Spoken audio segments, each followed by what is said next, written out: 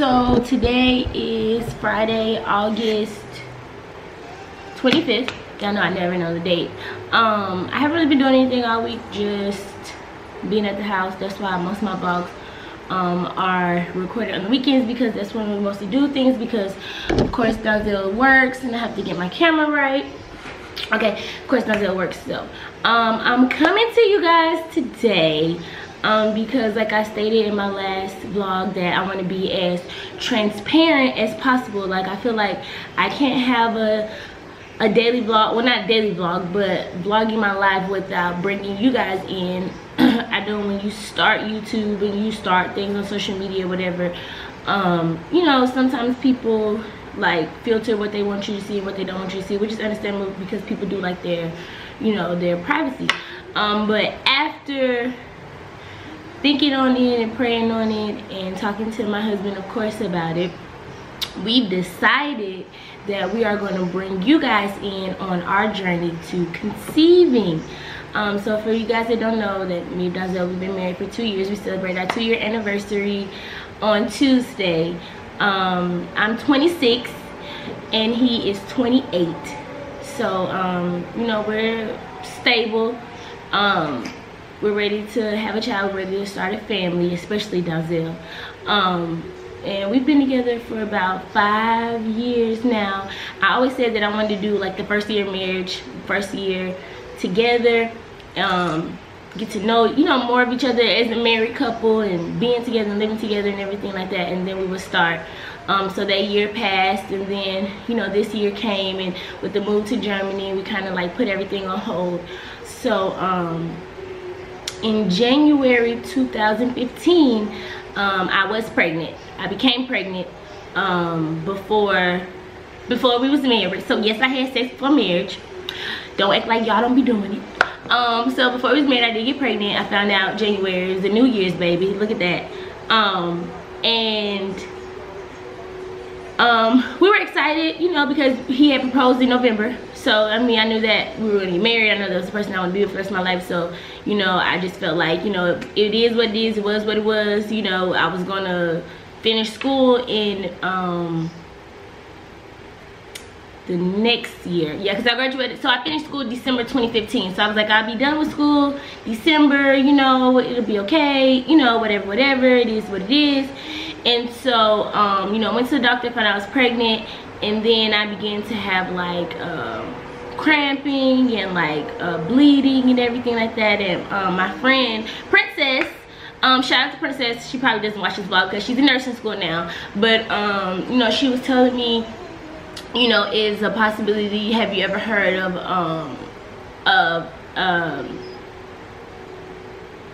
a tubular pregnancy, so ectopic pregnancy? And I was like, no, you know, I've never heard of ectopic pregnancy. So of course, the things that we do, and everybody know they do, you get on Google, and Google tells you that you're dying.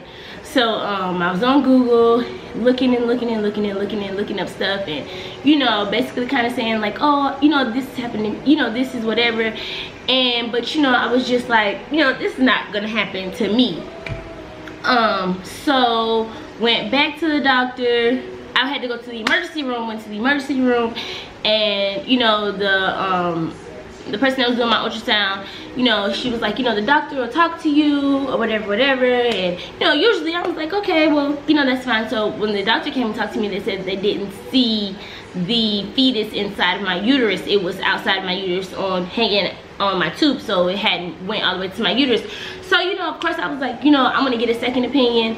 I went and got a second opinion.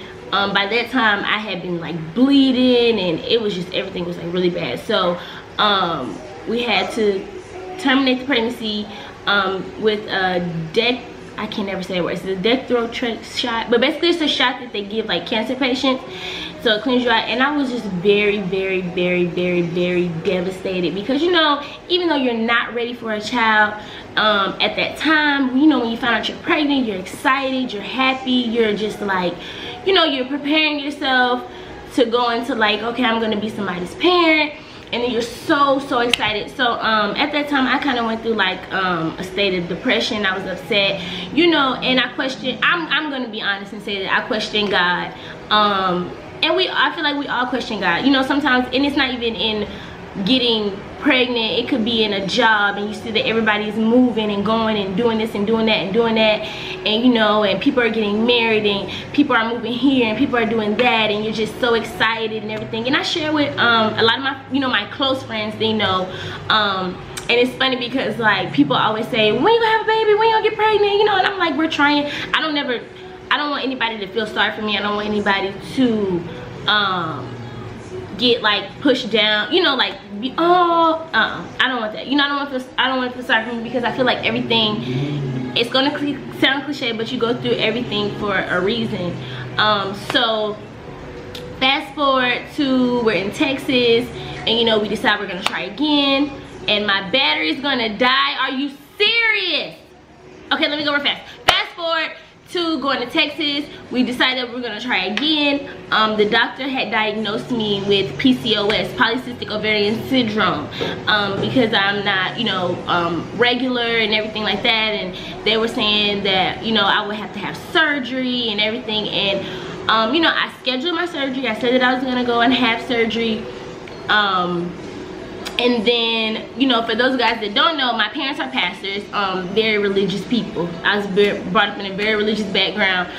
So before I had to go to surgery, I had ended up coming home and going to church. And, you know, it was spoke to me, you know, to not go through, you know, like, you know, just trust God, believe God, you know, don't have the surgery. So, you know, I came home, talked with my husband and everything. We decided not to have the surgery. And then when I moved here, I went to the doctor, and he was telling me it's a great thing that I didn't have the surgery. Great thing that I didn't have the surgery, because it could have did way more harm than it did to hurt me. So fast forward to today, I'm going to a new doctor, who I'm going to talk to, and we're going to see, and we are starting our journey towards getting pregnant. And I just wanted to bring you guys in on it, let you guys know how it goes. I'm going to see if I can take my camera into the hospital or the doctor's office, I don't know. And then if I can't, you know, of course I will come back and give you guys updates. So just pray for us. You know, like for those of you guys that, you know, do believe in, you know, I believe in the power of prayer as we embark on this journey. I'm gonna come back later on and talk to Donzel. He's getting ready, and then I'll let you guys know what happens at the doctor's office, if I can take my camera in there. And yeah, so we are starting this journey. I'm still gonna do my other vlogs, you know, but we are starting this journey towards conceiving and having Walton baby number 1.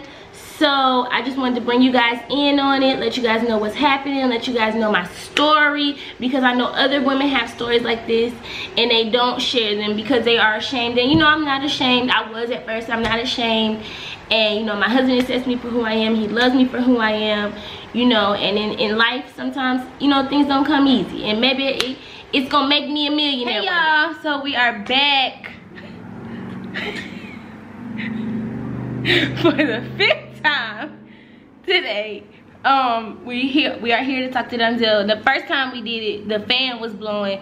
Y'all, we live in Germany. There is no air conditioning, so it is hot.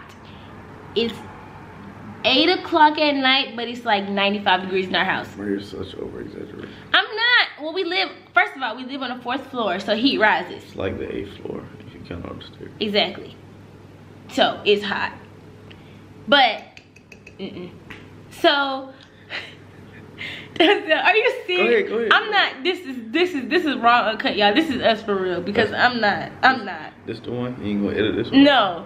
So so today I went to the doctor, and I couldn't see the doctor because. Why couldn't you see the doctor? You just gave your story. Go ahead, now tell the story. Because I didn't know that I didn't know that our referrals expired. My referral expired, so I got referred to that doctor from my doctor, and I didn't know that it was expired. I went to the States for 3 months, and I didn't know that it expired, so I didn't get to see him, but hopefully I can see him next week. I did get to meet him though, and he kind of spoke with me on some things that we can do. He definitely didn't say surgery. He didn't go to like an extreme of like the last doctor. I just like him. He was a really nice guy. So earlier today I told you we were gonna talk to Donzel, but Donzel was getting dressed, and then after that he had to go to work, and so now we're home in the dress down clothes, you know, representing Payne College in Augusta, Georgia, my HBCU, my alma mater. That is the college that I graduated from. Donzel's representing the Georgia Bulldogs. He definitely did not graduate from Georgia Bulldogs. He's just from Georgia. Loves Georgia Bulldogs. What school did you go to? Alabama A&M. Alabama A&M. Roll. What is it? It's Bulldogs. Okay, go Bulldogs. We're the Lions. So, Okay. go to college, kids. Okay. What's that supposed to mean? What's that supposed to mean? Go ahead, man. My HBCU is better than your HBCU. Your HBCU is holding on by a thread right now to stay accredited, just like every other HBCU out there, except Alabama. Oh, get out of here, sir. So, anyways, how do you feel about opening up, talking with YouTube, and like for them to experience with us our journey to conception? Like, how do you feel about that? I'm cool with it, man. I honestly don't have any issues with it. None. But so as people can tell, like, y'all, Donzel is he's a very sweet person. He's like super nice, super sweet. Like, I wouldn't have married him if he was like a butthole, but he's just a very introverted person. Are you trying to make up for the first video where I won? Yeah. And right now, Donzel is just a very introverted person. He doesn't really talk. Like, he's really quiet. Opposed to me, I'm loud. So people that personally know us know that's like how he is, how we are. But for, you know, some people that don't, that's just how he is. So you're okay with us going forward with this and introducing this to the world? Yeah, I'm cool with it. Yeah. And like I said earlier, I just feel like a lot of other couples go through stuff like this, and they have gone through stuff like this. Like, what you think? Yeah, I'm sure they have. I mean, it's just a part of life. It's ups and downs, peaks and valleys. You know, you go through them all the time. Peaks and valleys, ups and downs. Yeah. All right. What was your feelings towards like the first pregnancy and us having to terminate that pregnancy?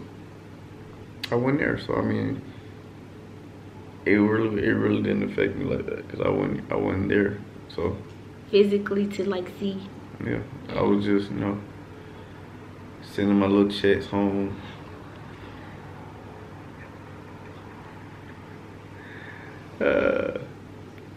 I was financially there. I wasn't physically there. Yeah. So Donzel was living in Texas, and I was at school.